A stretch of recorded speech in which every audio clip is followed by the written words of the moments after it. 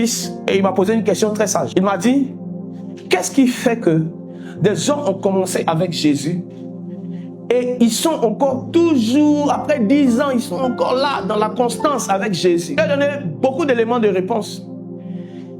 Et j'ai gardé une réponse pour aujourd'hui. C'est que, au fait, si vous voyez un homme qui est constant dans la foi, ce n'est pas parce qu'il n'est jamais tombé. C'est parce qu'il a eu des gens pour le relever quand il tombait. Si vous voyez une femme qui est constante dans la foi, c'est parce qu'elle a eu sûrement un aîné, une mère dans la foi qui a pu lui dire, fais attention à telle chose.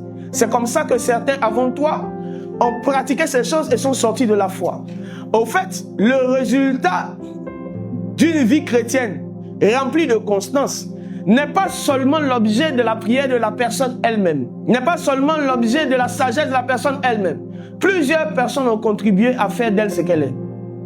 Au fait, l'un des plus grands secrets de la constance, c'est la communion fraternelle, c'est les frères et sœurs.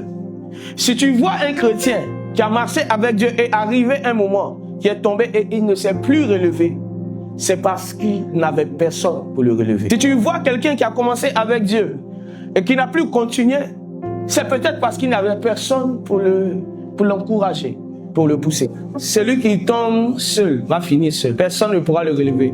On ne peut pas être ferme dans notre foi sans l'église locale.